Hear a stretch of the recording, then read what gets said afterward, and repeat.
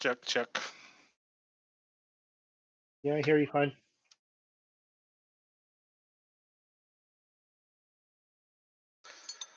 Hello, welcome everyone. Um, Today, thank you for joining us this afternoon or morning, whatever.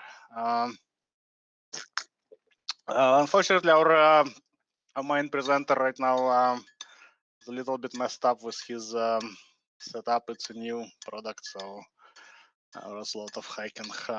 He got a little bit busy there, so we'll probably start without him, and he will join us a few minutes.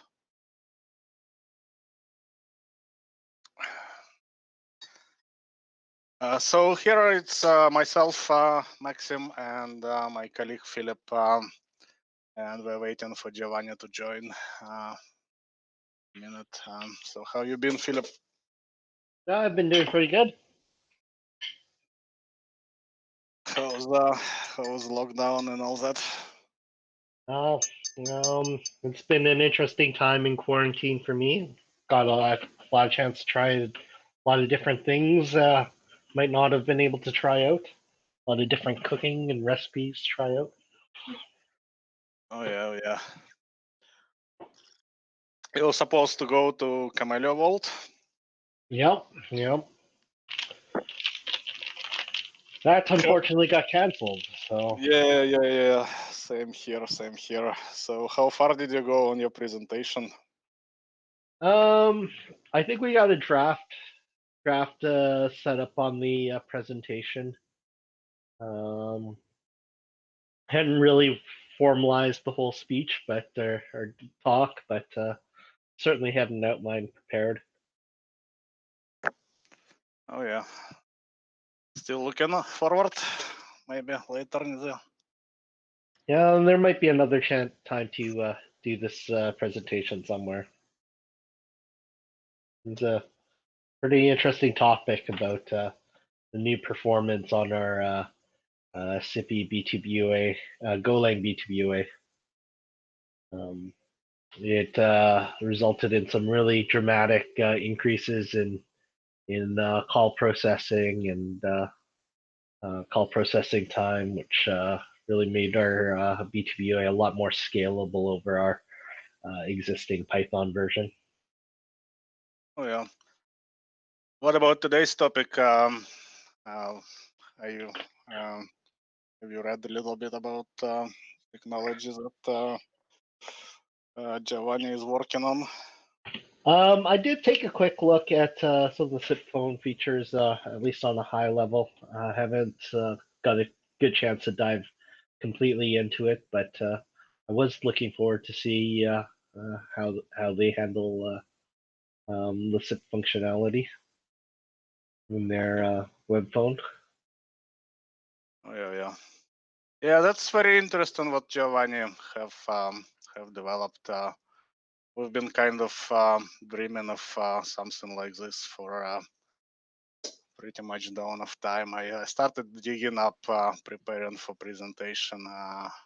This talk, found some of the design documents we've been trying to push on implementing web phone with the previous technologies. Basically, we've looked at Flash and we used Java for a number of years. Actually, I'll dig up the presentation.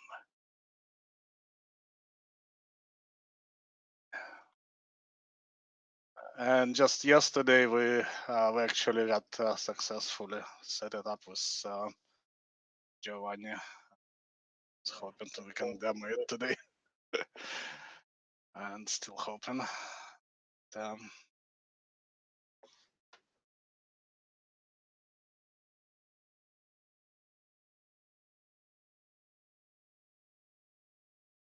Actually, I will try to play. I have a clip of Giovanni talking yesterday about his phone. See if I can. Still waiting.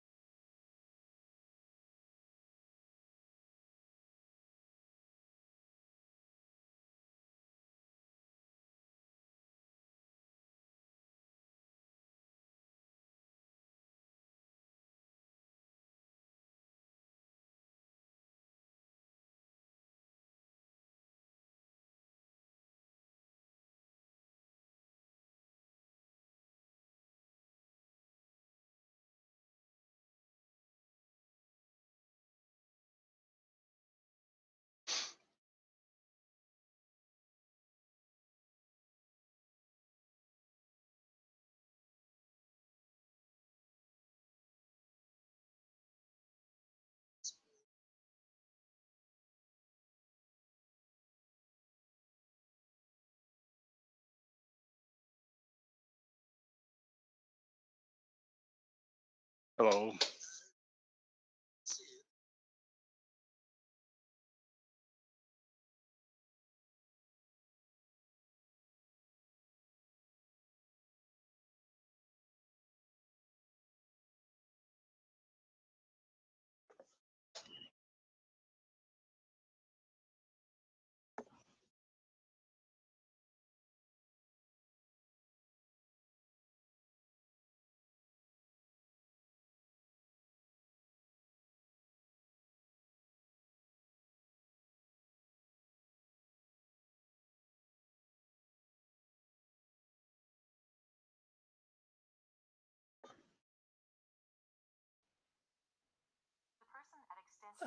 Okay.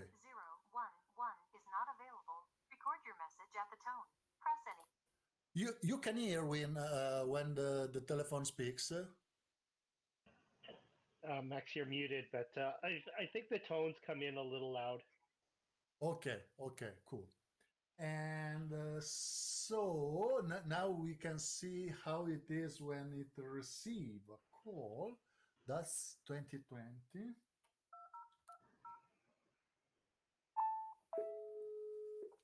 Okay.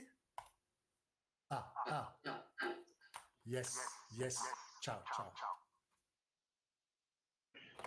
And so you can see the buttons. I think we're still looking for Giovanni here. All the things. So it works. That's perfect. Okay, cool.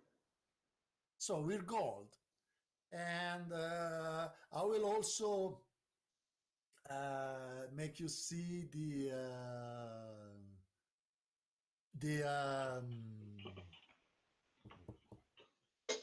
BLF, the MVI, message waiting, all those things. There he is. And now I have another Hey, Giovanni. that, You'll have to unmute yourself down below. I can use.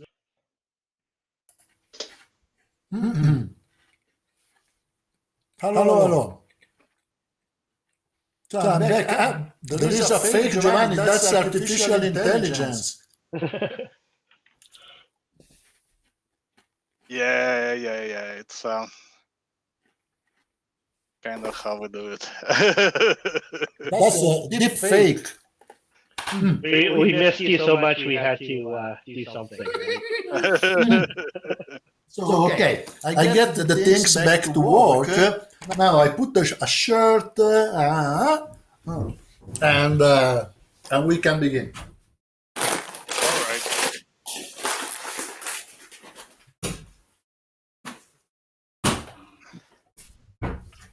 Let's check if we have audio. I'm pretty sure we have audio.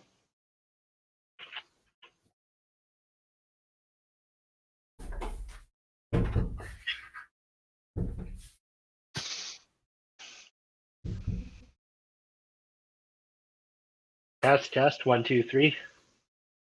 1 2 3 1 2 3. Test. So I will try to have a good illumination for the video.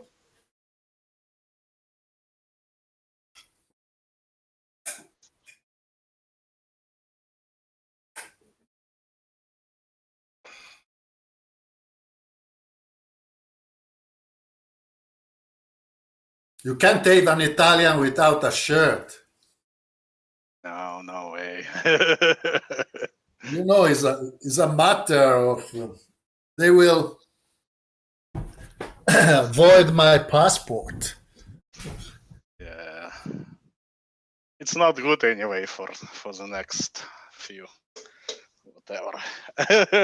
Yes, but you never know. Okay, so I will share this one. So how you been, Giovanni? How's life? Tell us a little bit. I know we've been talking quite a lot in the past few weeks, but for the rest of the guys here. But are we in? It's not supposed to be in 1 hour also. No, it's on. It's on already. You better told me. No, it's more fun if we didn't. More fun if we didn't. I think everybody we're enjoyed it. online right now. I got an invitation that was in 1 hour and some from now. No, it's Okay. the second one. I think we wanted at least I think OpenShips guys might have something to show. At least that's got my impression from yesterday. So Okay. we'll do like two separate. So more or less, I must start do do something, and I see that it's kind of public. And okay, now I will blush and all that, and I'm very unhappy of this, but it's okay. I mean, what you can do. And okay, so I will share the screen of Sarah phone, and we will see all the things since the beginning. Let me try how is the sharing here. I was thinking that in the next hour we will do test and those things, but. Mm, mm.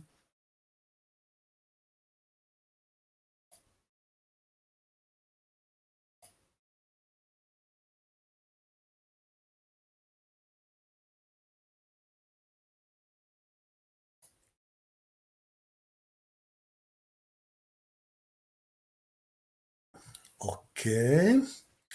So this is when you can you see the video? Okay, perfect. So you log in to your Fusion PBX after you installed, and then you go from application to Saraphone. And here you will choose which phone you have.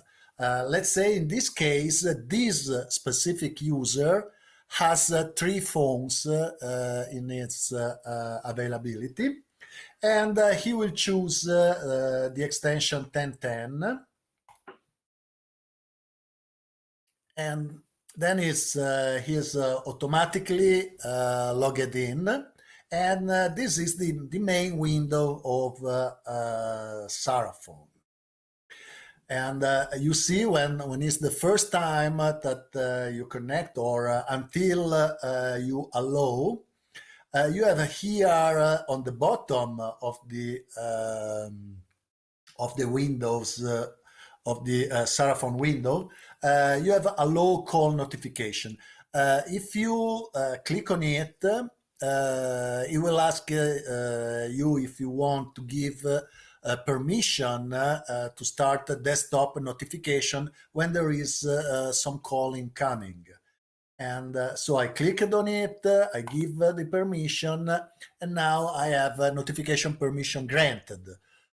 So now when there is an incoming call for Saraphone, you will have the typical desktop notification, like that small pop-up that you must click on it. If you click on it, it will raise the Saraphone window, and you will be ready to answer. In this first screen, the main screen of Saraphone, you have the keyboard with dial and cancel, and you can directly input the number, so you can do cut and paste from something else. And on the right, you have all the column with the BLF, and as many you have of BLF, they will move in parallel lines. So it can have a maximum of 60 BLF that can be useful for an operator or an attendant, an office attendant that have to transfer calls to all the people in a middle office. So a maximum of 60, but obviously you can easily put much more. And then you have the various buttons that have some usefulness for a business phone. So redial, the last number dialed, or do not disturb. So it will give a busy signal and it will send the people to voicemail. You have the button to check your voicemail, and it will tell you how many messages you have, how many old and new messages.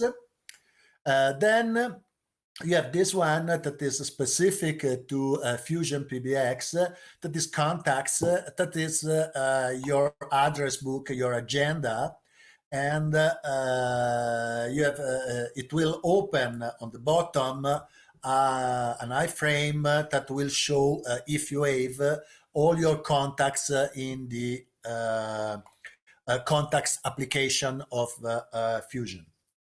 Then you have mute ring. So when the call is incoming, you will only have the notification and the visual blinking, but not the ring. And this, for example, for operators, is very.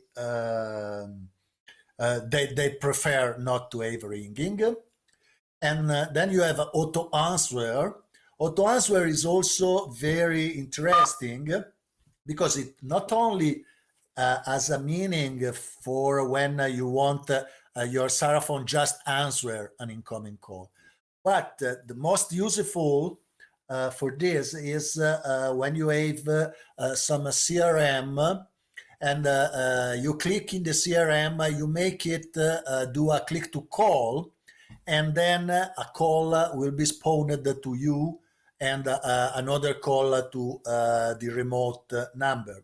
So you will have an auto answer, and in this way you can have the click to call to work in a direct way without you to answering the call. Then Julia, there's a question here. Julian Yes. asks if you could select your audio input.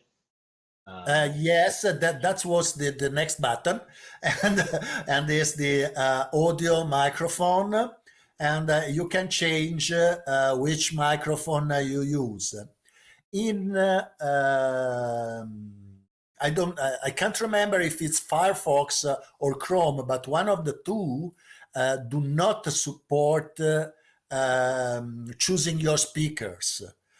So actually, you will use the default speakers, and you will have to choose your speakers from the operating system level. But definitely is supported choosing which microphone, and that's fairly useful because often you have many microphones. You have one into the webcam, one that is embedded into your laptop, and maybe you have another one as an USB phone microphone. That I usually have a good microphone, but now I'm using the embedded one into the laptop. So actually, yes, you can choose it, and is supported, but is not exposed. Also choosing which speakers you use, but it only works with one browser that I don't remember which one. So without any other ado, we can see how it works. So in this case, the BLF is connected to the 1011 extension that is this gnome here on my desk, here in my hands. And so let's see, now the BLF is green and is showing the name. Now I will hear the music on hold here, and is supposed to change, but okay, let me check again. And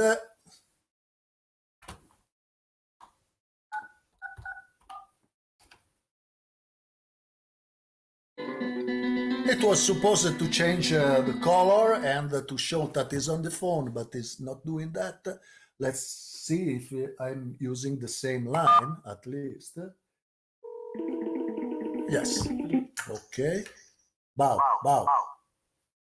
It seems that right now BLF are not working, but let's see at least how it works when you have a phone call.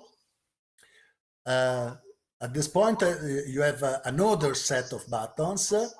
You have the button for holding the call, for muting your phone, your microphone, for attended transfer, and for direct transfer. I mean, unattended transfer. And holding, it will put the other one into a music on hold, and you can do something else, and then get back the call. Let's try it and let's see if it works. Yeah. And here we have the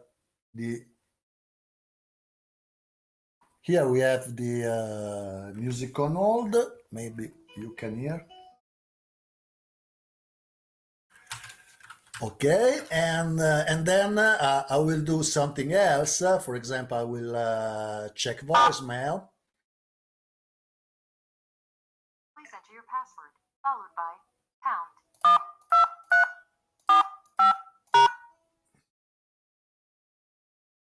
Have 0 saved messages. I have no messages, so I hang up. And I will get back now the call from the music. And we have our call back. And so more or less this is the basic of Saraphone, and it's supposed to be a desktop replacement, and is in production usage to various customers that use it both for agents and for regular employees. And particularly now that there is this lockdown in Europe, in US, I mean, almost in all the planet, I thought that it can be useful for many people, because the nice thing is, let's go back to the dashboard. For example, you have the extension in your office, and each extension has a user that is connected to it, and in this case the super admin, and also in this case the super admin, and also in this case is super admin. So those are your real phone, your Snom phone, your Polycom, etc. But if you click on Saraphone, on the application Saraphone, it will let you let your browser impersonate your phone. So actually you can choose which phone you want. In this case now I'm choosing 1012, and you will be up with another phone, and that is exactly like your desk phone into the office. You are able to receive and make calls, etc. Now I will call 1012 from the Snom, and okay, and I will click answer. Boo, boo. And we are in call, and as you see, the BLF was signaling that we are in the call. Now, for example, I am I will do a call from the SNOME, and the BLF is supposed to tell that I'm on the phone. And actually, followed by is giving the right signal that Sarah Hussein is talking with star 98. That is the number for general voicemail. I think that more or less this is all the presentation, and this for the let's say the live presentation. Now maybe I can add something. I can stop stop sharing the screen. Okay, and I can okay see myself. That's good. And let's say what I can give us some idea about this Sarah phone.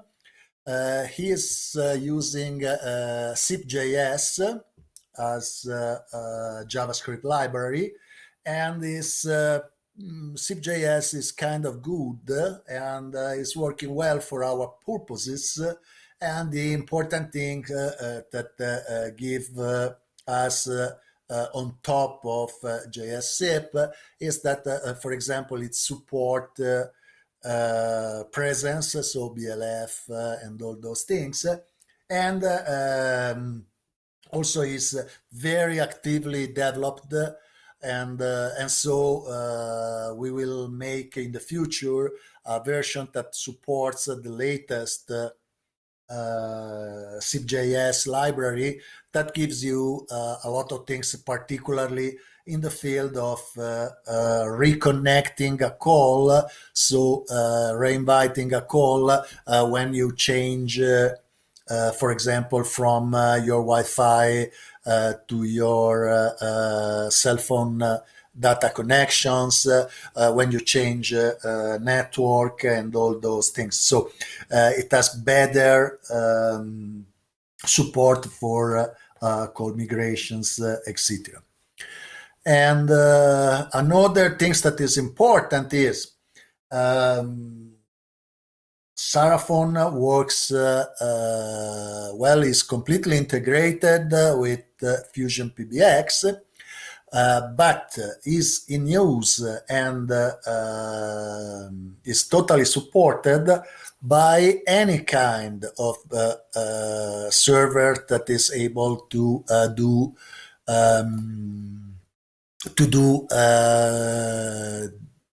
WebRTC SIP WebRTC. Have a question, Giovanni, on this.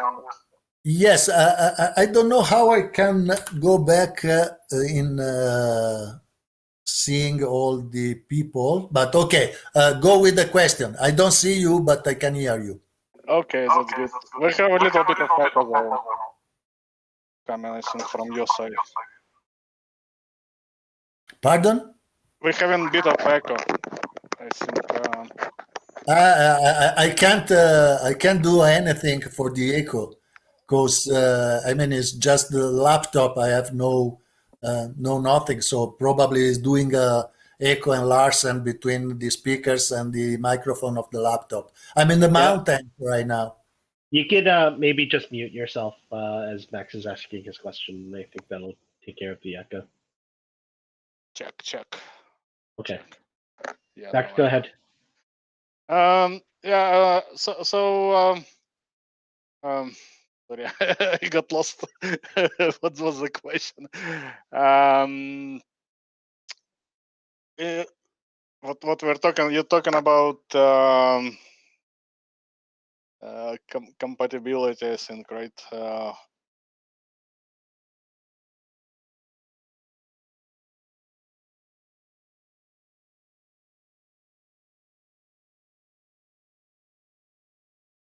There is some question from this from the chat from Alexander Bilanovich. He asks about free switch settings do you need for this to work? Unmute yourself, Giovanni. Mute yourself.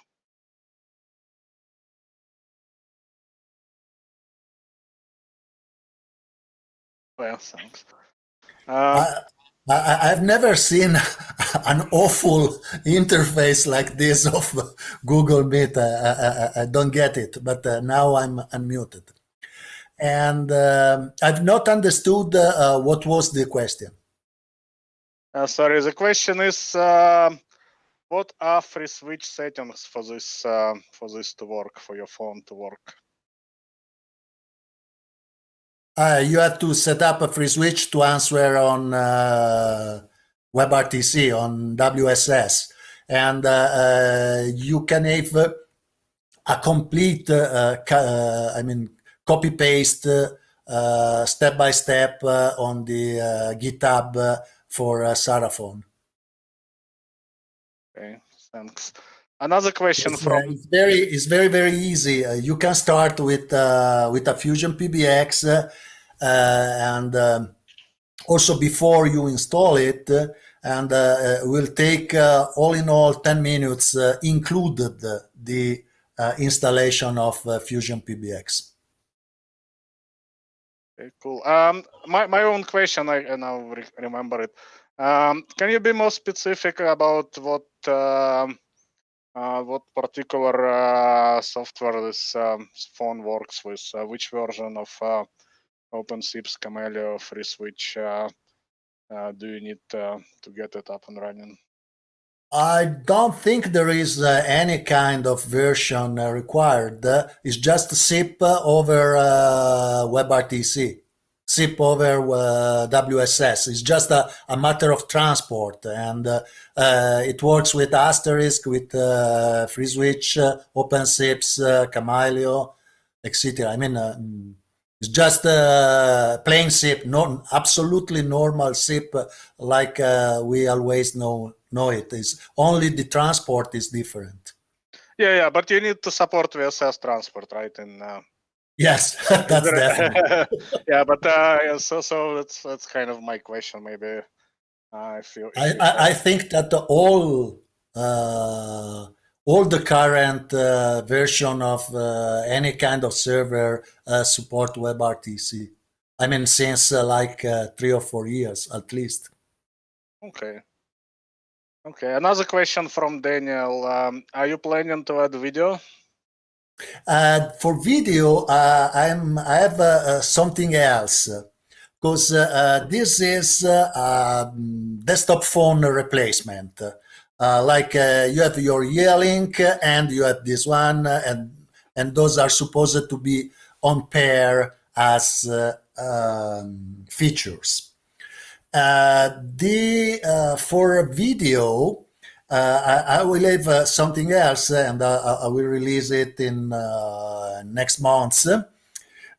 Cause video, at least for me, has many different requirements. Particularly, I want video. I have my video things is for conferencing, obviously. And so you have a lot of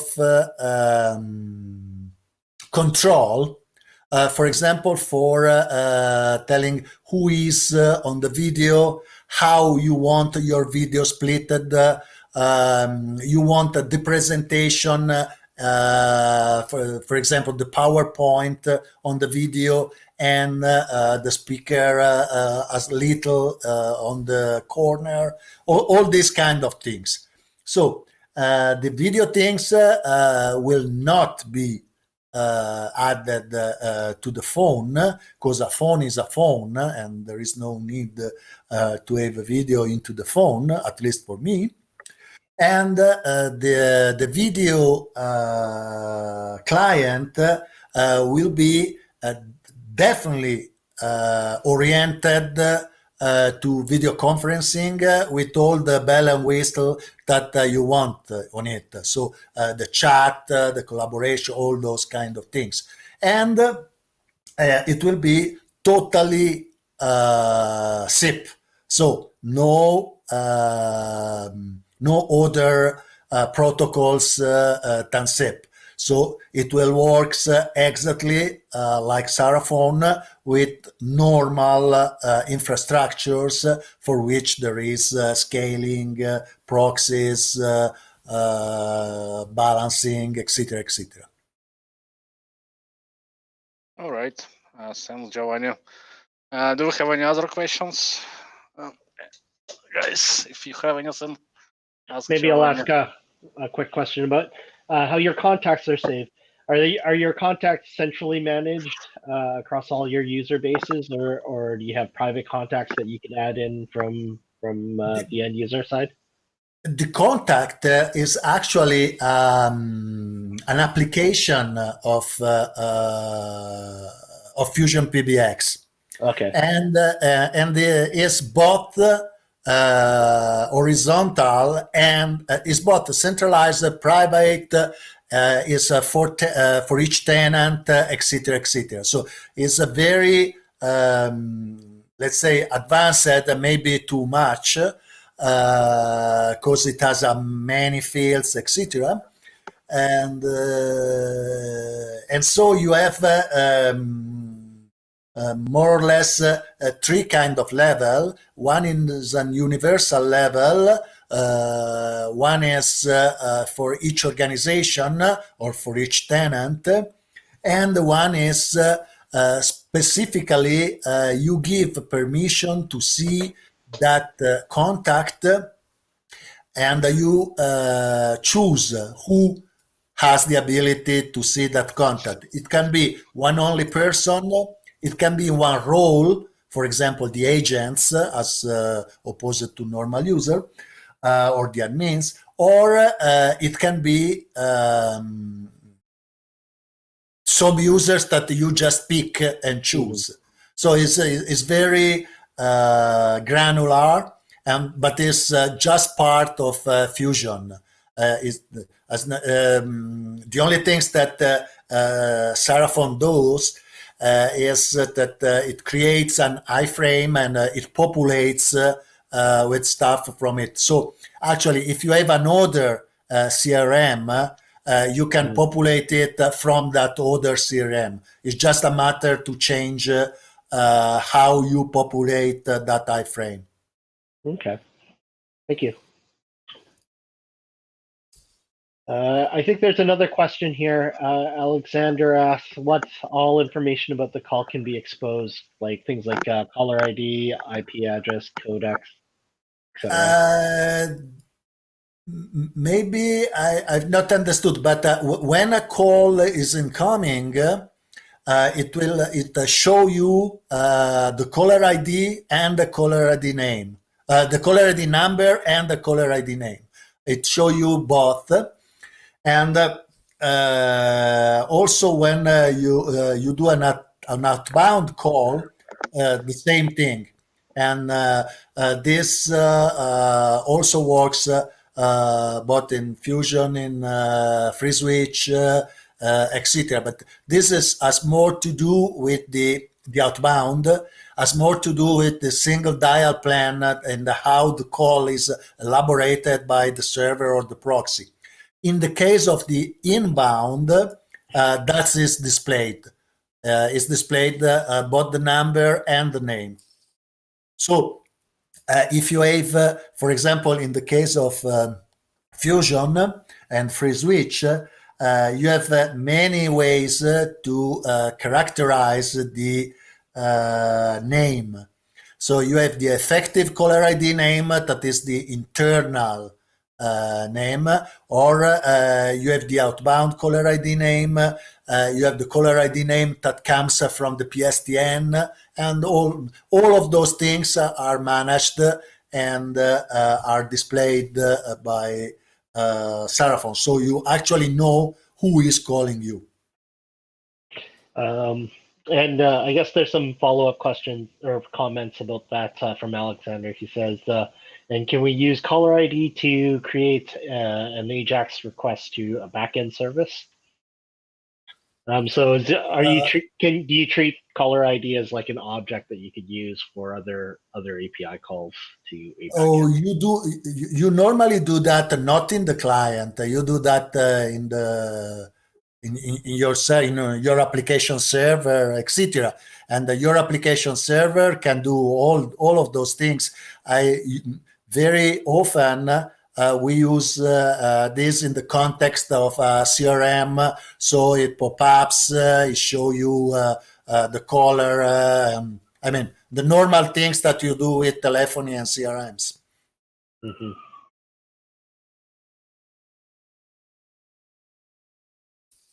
You can easily add that the browser will do something from the caller ID. It will just be an easy function um, with JavaScript. But I will. I don't see it so much at his place in the client, because I would like my CRM to work and display things and do actions, etc. Also, if I answer from my desk phone, etc. But yes, it will be very easy, because all those kind of data are exposed. You have direct access to all the zip structures into the JavaScript, so you can actually do that. And for example, this is what I do for the BLF. So I actually get some header or the body from the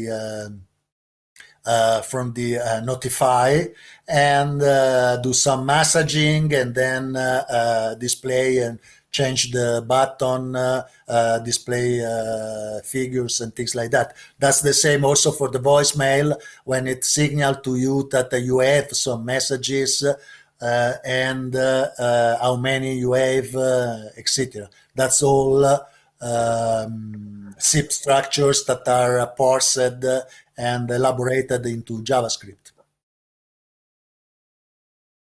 All right, cool. I think that's all questions I have for now. Giovanni, do you still have that setup we did yesterday? No, back to the plain Fusion setup, because that's for the public. Yesterday we managed to have incoming calls from Max PBX, but probably to do it in a rush, I was doing some mess into Fusion. So after it was no more working, and I traced that that was about the ACL that I changed to allow calls from Max PBX. And so now, to be conservative and to do the presentation, I just raised it to the most plain possible thing. So there is no connection with the external. All right. Okay. Well, it's maybe something we can do next time. That's definitely. But I was surprised that it actually worked relatively easy. I mean, this diagram does not really represent, or I'm not sharing. Let's see. I just don't see it. Let me share it.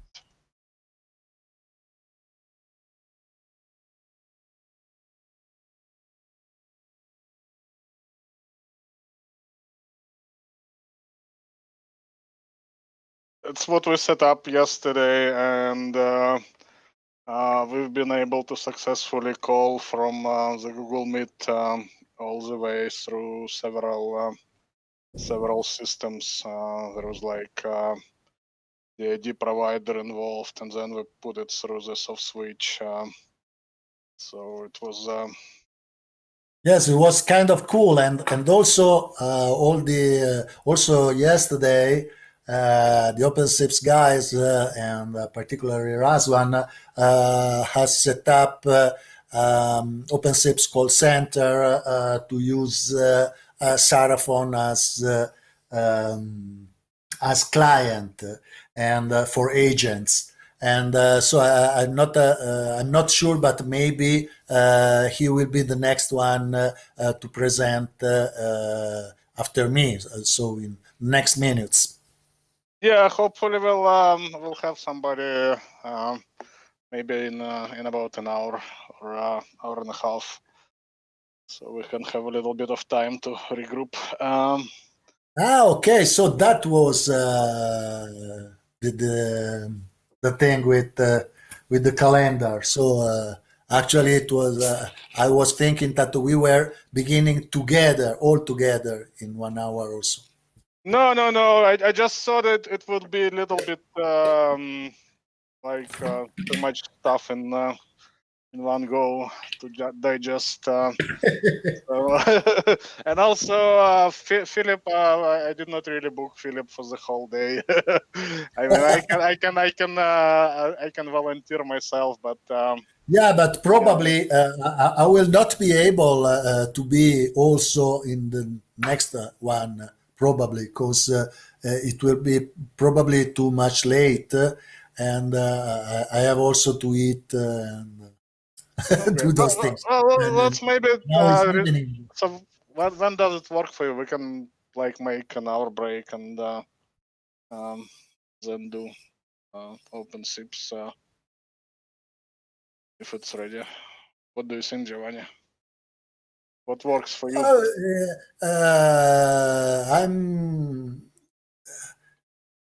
I'm totally for doing any kind of things.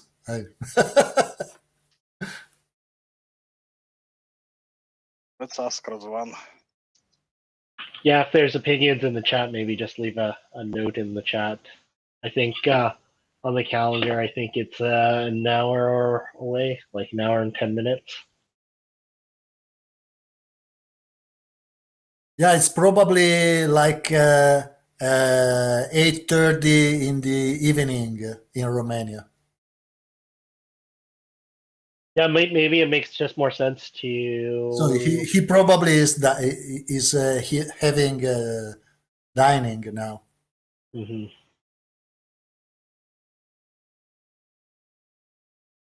I mean, I don't think he's going out to the bar because they're in lockdown like me.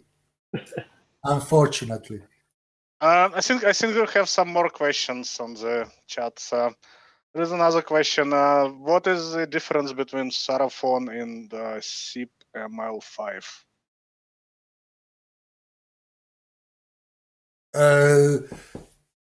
Saraphon is an application, and Saraphon use SIP.js as a JavaScript library, and SIP-ML5 is just another JavaScript library, but it's not an application; it's a JavaScript library.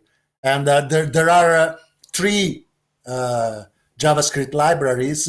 One is JS-SIP, one is SIP-ML5, and one is SIP.js. For what I see, SIP.js is the more supported and the more developed and the more, let's say, lively.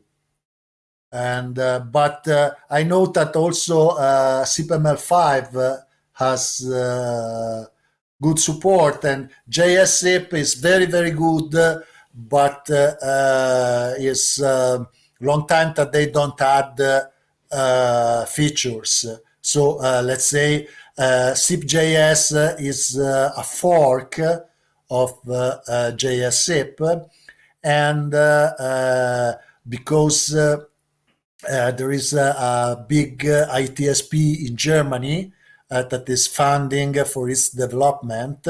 Actually, it's developed internally by that big German ITSP.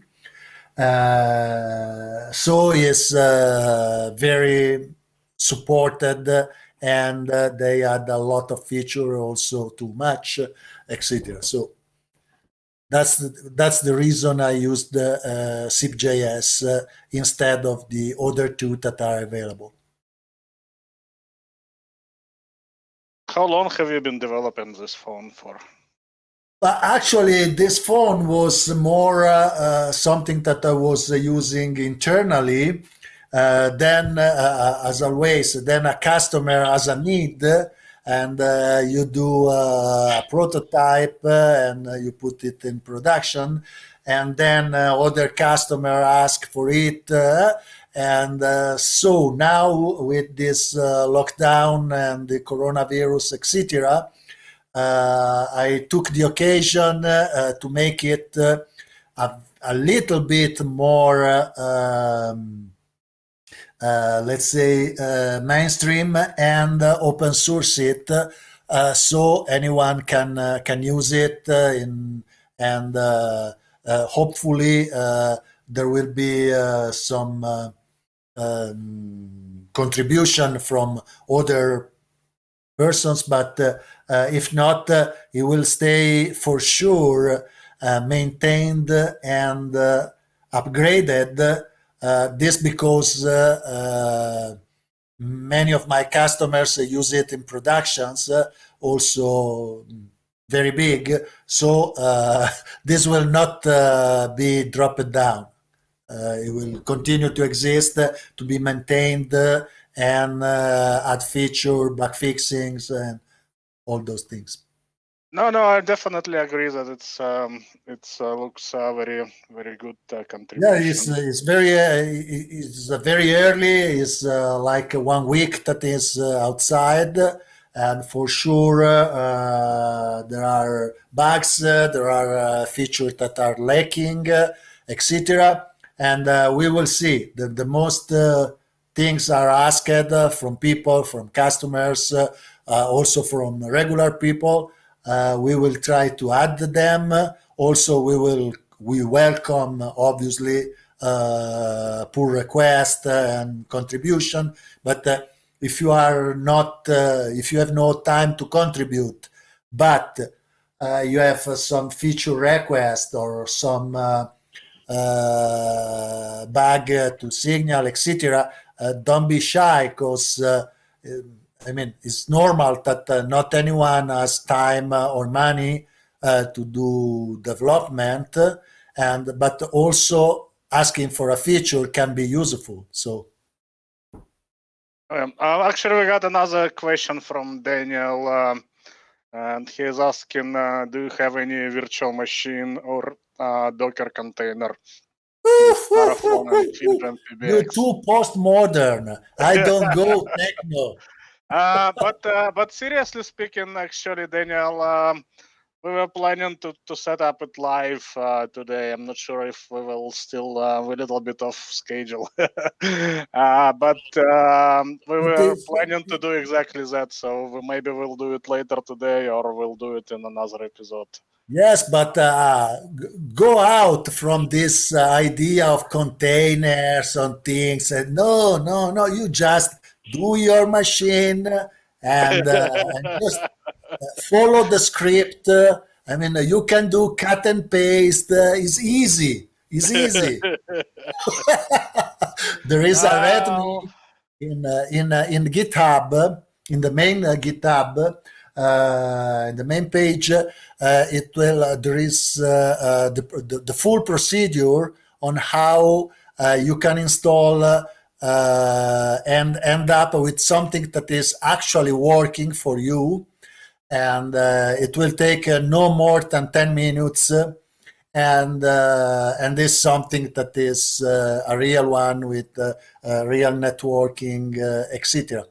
And so if somebody wants to contribute to your project, what is the best way to? GitHub. Yeah, but The project is in do you GitHub. have anything in particular that you need help with? Maybe. Uh, I don't know. Nothing that comes in my mind. But for sure, I have some feature requests from my customers that are in pipeline, and they will be added. And for example, there is small things in GitHub. They asked that to be signaled when you write the wrong password. Because no one of my customers enter a password, so it now is silently failed. Because as you have seen, when you use it integrated with Fusion, you just log in the beginning, and then you choose which phone, and that it starts without asking you for the password.